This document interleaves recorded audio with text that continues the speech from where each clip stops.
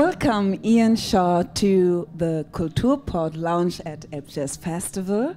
Vielen Dank. We're very happy to have you here the second or third time now. I think it's my third time, yeah. But I keep coming back because I love Tina Heine. You're here for the third time, not only because Tina Heine loves you so much, but also because the audience is in love with you. Well, that's great. I take them all home with me. I think I've seen you perform at Stage Theatre a couple of years ago, and your show is extraordinary because you're not only a singer, pianist, but also a stripper. I'm a stripper as well, ladies and gentlemen. I strip. That's the most money I make is stripping the Raper Barn. I'll be there later.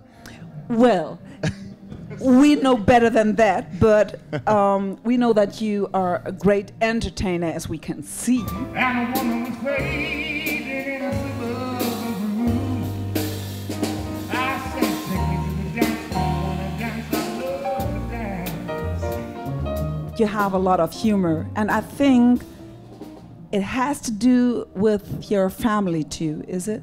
Well, yeah, my family, my father laughed a lot.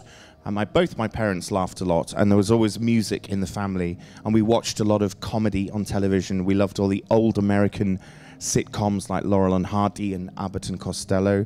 We missed the German sitcoms, I don't know why. But yeah, humor is very important to me. For Miles Davis, Sarah Vaughan, Ella Fitzgerald, all my favorite musicians used humor to win an audience, and then people would then listen to a bass solo. Bass solo, stop. Okay. But you were originally from Wales. Yes, ich bin ein Waliser. Ein Walische, I'm a suitcase. I am a suitcase. Okay, but you finally landed in London. Yes. And maybe you can tell us how your musical career went when you left Wales, and for what did you leave Wales anyway? Well, my father thought it was a good plan for me to move away from a very small place and go to a city, so either Manchester or Cardiff or Birmingham, and I wanted to go to London because that's where all the concert halls were, and Soho in London as well, and I'd read about naughty Soho. So I went, thanks to my father that I got to London. He was determined to, I think in a way, to have me live a life that he didn't have the opportunity to live, because he was a very talented musician. He played cornet and trumpet. Classical music? A bit of everything. He played in brass bands, which is like almost like German bands, you know, the popular bands from the street that come from industry and regular people. You mentioned naughty Soho.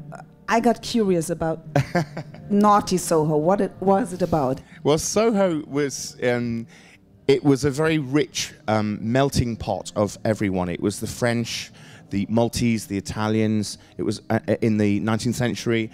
And when I went there, it was full of Italian restaurants, and it was full of sex shops and gambling places and jazz clubs. And the most famous jazz club in the world is in Soho, Ronnie Scott's. And I'm there often, and I present their radio show. So it's all come full circle. It's really, I'm very lucky to and I can walk from my house into Soho. When we talk about the old times, you know, what was that anyway? Well, I came to London in 19 but I was there in the 80s, in the 1980s. So I had makeup and a kilt. I was a new romantic with hair.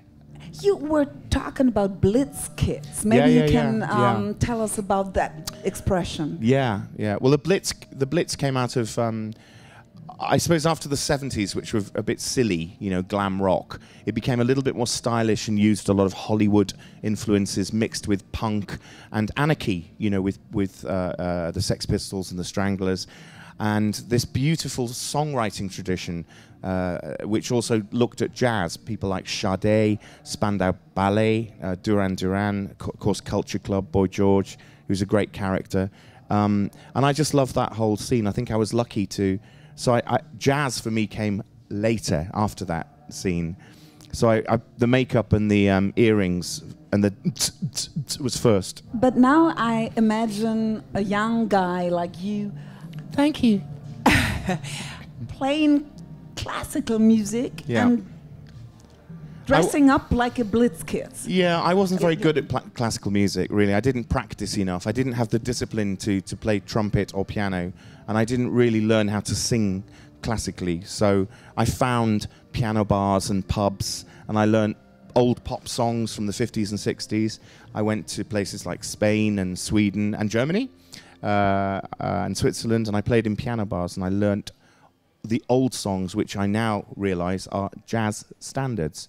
So evergreens, I think you call them in Germany, evergreens, yeah. When one sees you on stage, if we are in a concert of Ian Shaw, and we watch you play the piano, we hear you sing, we hear you do the moderating in between, like for the Broadway shows when Yeah. they had interludes, you know, you Yeah. do that too. And you're also very fast with themes. You sometimes tell the audience to tell you a song and then you play it right away and you improvise about it. 99 Luftballon. No. Well, tell me Is that Nina? a wasn't movie it? score. A movie score. Yeah? Yeah. Got one? Oh, yeah. Well, I love German audiences because people here love to laugh, and also there's a concentration here that every country's different. They have different characters in the audience, and I get a really. I mean, this is a fantastic festival. I'm very lucky to be here, and it's fantastically organised. You know, it's because there's a lot of passion for the music.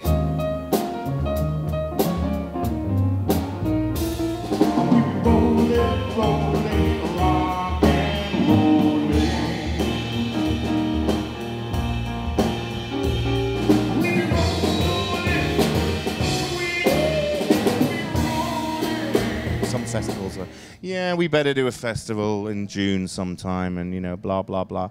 But in Germany, I find everything's really organised and lovely, and it makes my job much easier and much more fun. And I like talking to the audience in bad German. Oh, let us hear some bad German, please. No. Mein Gott, du stehst auf mein Fuß. Bach Cantata. Maybe you got a theme, something you want to hear from by Oh Ian my Shaw? God, Ian there's Shaw? people here. Hello. Baghdad Cafe. Ah, it's very high. Oh, from a film, a movie film. Yeah, a movie. Supercalifragilisticexpialidocious, even though the sound of it is something quite atrocious. No, that's from Mary Poppins. Okay, but Yeah. you're not only into jazz, you're into classical music, you're a moderator, you're a comedian, and you have moderated a BBC show as well. What was that about? Well, I have a regular radio show, which is called the Ronnie Scott's Radio Show, which is on British Airways as well, which is good. Today, we can hear it regularly. You can hear it online. You can hear it if you're in England. You can hear it on the radio or on the television. And I moderate special projects. I did one about Miles Davis for the BBC. We have BBC 1, 2, 3, and 4. And 2 and 3 is like what they used to call light music, light pop music, Schlager. And then 3 is classical, and 4 is talk. So it's good fun to work with all of those stations. Yeah. So I love not singing as well. I like talking, like you.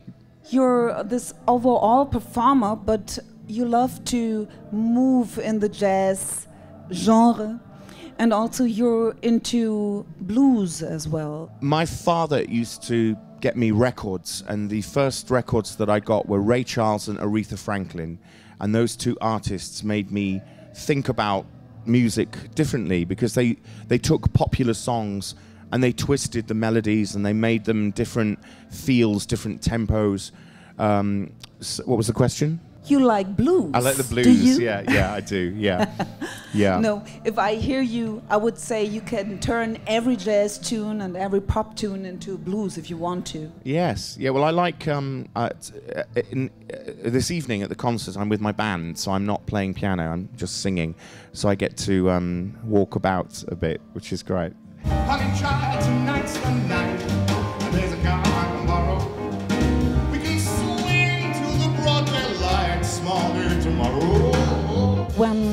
the Elbjazz audience wants to hear you now, where should they go? Tonight, die Ecke.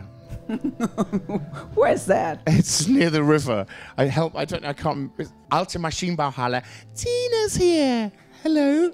Alte Maschinenbauhalle. Yeah, fantastic place.